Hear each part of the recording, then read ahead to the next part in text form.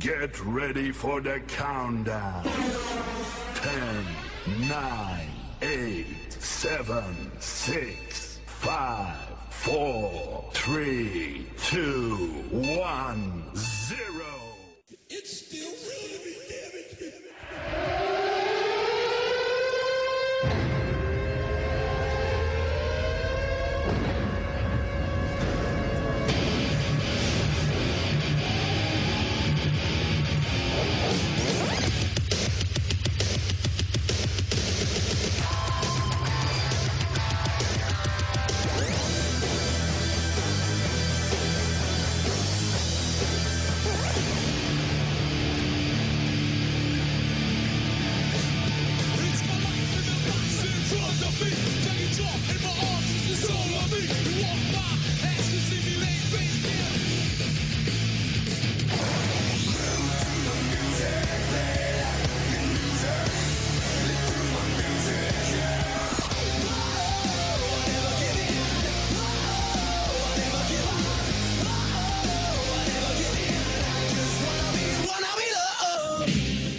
Welcome, everybody. Welcome once again to this week's edition of the Still Real Tuz Show, available for download at wheelhouseradio.com and wrestlechat.net. Episode number 113 for April 12th, 2012. I am the champ, Jeff Peck. And joining me this week, Redneck Revolution, please stand up. Welcome back, the one and only Captain Obvious. Captain, how are we this week, my man? I'm doing a lot better than Scott Hall. I'll just go with that for an answer for now. Well said. I think everybody that listens to this show is doing a lot better than Scott Hall. For those who don't know, news breaking about afternoon yesterday that Scott Hall, by the way, Tuesday, this news breaks and he was arrested on Friday, so somebody did some dirt or got tipped off that this happened. But Scott Hall arrested for what I believe I read for the 19th time, which I'm sure isn't a record, but maybe a record for wrestlers. This time on domestic battery charges. He was intoxicated for what his girlfriend allegedly said for the entire day, or I believe she said that he was drunk for days, allegedly.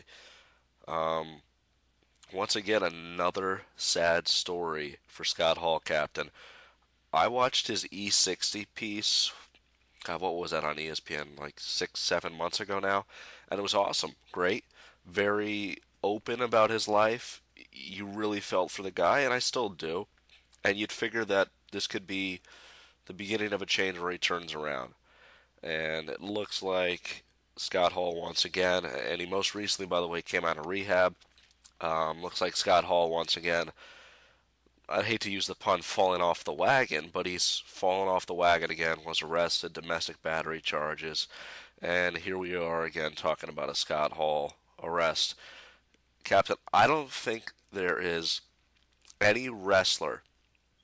See, it's funny that you and I were talking about this before the show, like Shane Douglas, Captain and I were talking about how he never really connects with the current audience, and when he was in his prime, he'd always had some injuries that were holding him up, and you could say that he is a wrestler who never lived up to his potential. But I think when you think of the wrestler who never lived up to his full potential, it has to be Scott Hall, right?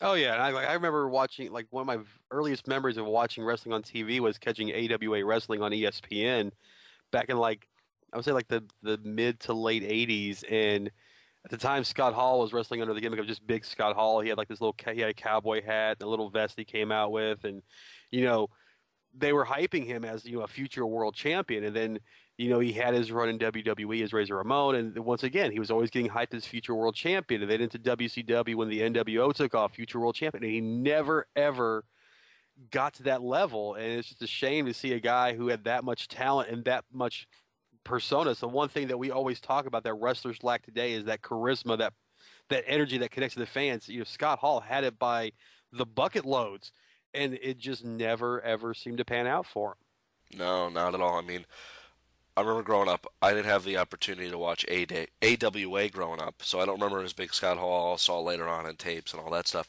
I remember Scott Hall as Razor Ramon in the early 90s, and he was one of the most, he was one of the top wrestlers in the company. You had Bret Hart, Shawn Michaels, probably Razor Ramon at number 3.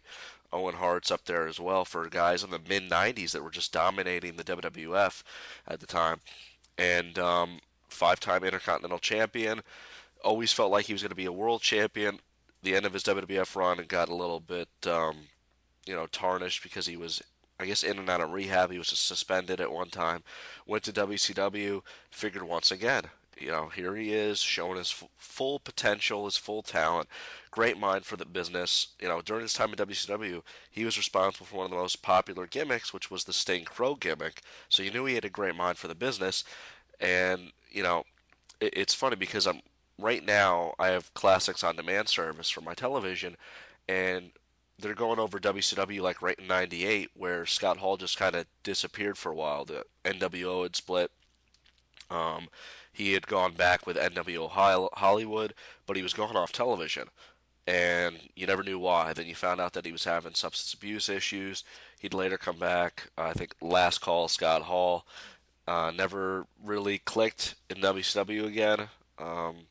Went to ECW for a couple house shows, came back to the WWE, was gone within 2-3 months, hasn't been back since. When you really think of Scott Hall, Captain, he is the personification of the wrestler who is a sad story, basically, because you want to see him succeed. You know he could succeed, but he never grabbed those brass rings that were placed in front of him.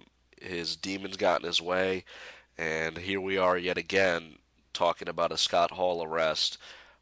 He being drunk in public. It's just really sad when you think about it, because like you said, world of potential, never really lived up to it, and his career's over in wrestling, but hopefully he can clean up his life. The guy who he reminds me the most, if you go back a generation before him, is Jake the Snake Roberts. I mean, people thought the same thing about Jake. Ton of talent. He had the charisma. He had the gimmick. He had the look. But, the substance abuse and those kind of demons just kind of kept getting in the way. And it's a sad chronicle. In a lot of ways, you see a lot of wrestlers who die young, and we harp on how, the industry didn't really help them. But at the same time, you have guys like Jake Roberts and Scott Hall who who are still, in the peripheral of our wrestling, chronology here, but they linger on, and we keep harking on what a sad tale it is. It's like, it's which is worse, to die young or to really just literally just linger on and just keep having all of your personal life become public knowledge because of what you could have been. Yeah, I mean, that's a great comparison to Scott Hall. Would definitely be Jake the Snake Roberts, the same guy. Great mind for the business. A lot of people thought he was going to be a world champion. Substance abuse got in the way. And I think the question that you posed there about wrestlers, what's better, if there is any silver lining in it, dying young, or being the guy who's 50, 60 years old and has had multiple substance abuse issues, in and out of rehab, in and out of jail. It's really a sad coin flip toss up. I mean, it really is. You don't want to ever wish that upon anybody, but like I said earlier on, I watched that E60 piece of Scott Hall on ESPN. It was great. It was very well done, and you really felt for the guy. And I remember at the end of that clip, anybody who saw it, if you haven't, go out there and definitely see it. He has rekindled his relationship with his son. His son wants to get in wrestling. They're finally hanging out. And then at the end, they show like updates, and you read that Scott Hall is no longer in the life of his son again. And that's just sad. It seems like two guys like Kevin Nash, Sean Waltman, Triple H, Shawn Michaels even, those guys have done what they can to help him. The WWE has done what they can to help him.